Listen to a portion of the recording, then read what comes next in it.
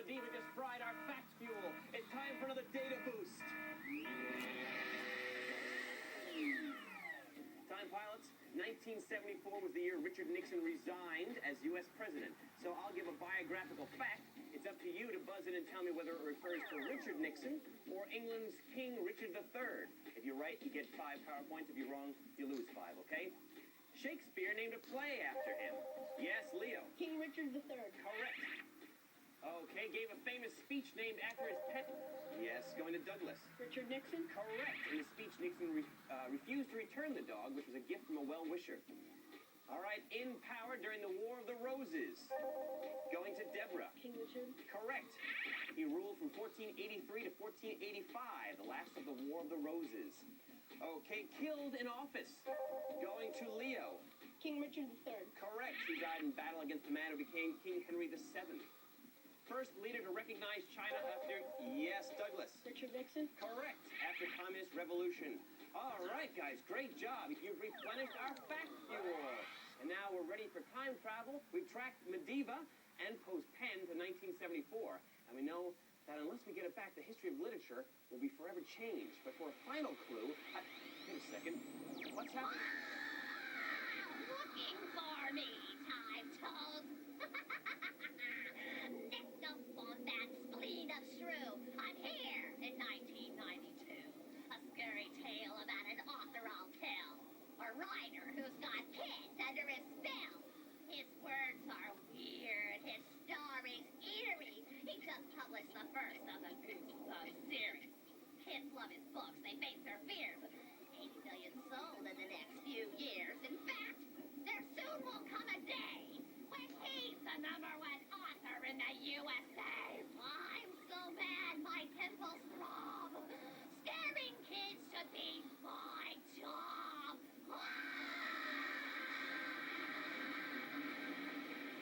Wow. I'll tell you guys, preserving history is our job, but unfortunately, Ms. Diva just gave us that. She gave us some clues, which is good for us. So, for 10 PowerPoints, tell me what author Medieval was talking about. R.L. Stein, Maurice Sendak, or R.A. Montgomery. Remembering the clues we were fortunate enough to hear. The year 1992, first book in the Goosebumps series is published and became #1 author in U.S. All right, guys, lock onto an answer as soon as you can. Very good. Leo, what'd you say? R.L. Stein. Okay, Deborah? R.L. Stein. And Douglas? R.L. Stein. Well, you know what? Correct answer is R.L. Stein. Very nice, guys. 10 points for everybody. Now, pilots, it's been almost 150 years since Poe died, and scary stories are still thrilling and chilling kids and adults, but that frightful fun could soon be gone forever. Okay, pilots, we've got to make one final leap forward in time, and that means an ultimate data boost. Pilots, in an ultimate data boost, each correct answer is worth 10 power points. And if you're wrong, you lose 10, remember. So, I'll give you a statement about a mystery or horror literature. Your job, buzz in and tell me if the statement is true or false. Okay, each correct answer, like I said, gets you 10 power points. If you're wrong, you lose 10. True or false? Transylvania is a real place. Going to Leo. True. Correct, it is true. Transylvania is a region in Romania. Edgar Allan Poe signed the Declaration of Independence. Yes, Douglas. False. That is false. Poe was born in 1809. The Declaration was written in 1776.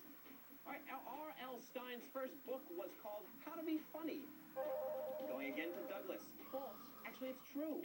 His books have been translated into some 20 languages. All right, the original Frankenstein novel was written by a woman. Going to Leo. True. Correct, it is true. Mary Shelley's book came out in 1818.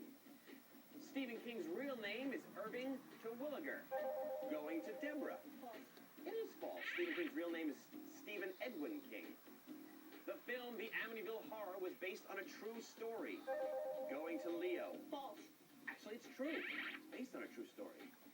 Agatha Christie and Angela Lansbury are the same person. Going to Leo. True. Actually, it's false. Christie was a mystery writer. Lansbury plays a mystery writer on TV's Murder, She Wrote.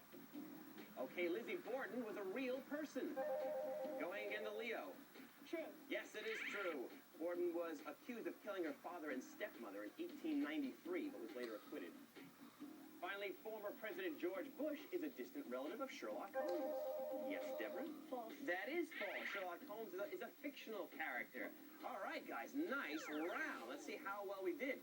Leo has 155 PowerPoints, Deborah 165, and Douglas with 155. All right, quite a quandary. What that means, though, guys, is Deborah is moving on to the next phase of this mission, and since you guys have tied, we have to have a tiebreaker to see who gets to move on with Deborah. Okay, so what's going to happen? You have the same score to break the tie. I'll give you clues about a U.S. president. The first one to identify the president correctly goes on to the next round. You may buzz in as often as you like, remember, okay? You name facts. When you know who it is, you buzz in. He was the 37th president. Elected president in 1968. Famous debates with John F. Kennedy on television. Going to Douglas. Richard Nixon? Yes, it is. That means that Douglas and Deborah will be moving on to the next phase of this mission. But Leo, wow, you did very well, pal. No, give me that right here. You did great. You should be proud of yourself. And now the chief wants to say a few words to express our appreciation. Catching medieval would be poetic justice, and I'm proud you never gave up the chase. As a reward for your accomplishments, I've requisitioned an Acme PrimeNet mission pack just for you. It includes a deluxe Britannica World Atlas, this official Carmen t-shirt, the Chrono Skimmer cap with you-know-whose picture in front, a wear-in-time watch, and finally, an Acme TimeNet home gym, better known as the Carmen Sandiego CD-ROM library and board games. They're packed with clues and cases to keep a time pilot in tip-top shape. Congratulations. Okay, Squadron, we've sent Leo back to TimeNet Command, but we're going to stay on board here and complete this mission. That's if you're ready. You guys ready? Yes. All right, Deborah, how about you? Okay. Chief, we're ready. Time pilots, the history of literature is at stake. Get to the United States in 1992 and repossess Poe's purloined pen. Kevin, you're in command. Aye, Chief. Time pilots, full speed ahead to 1992.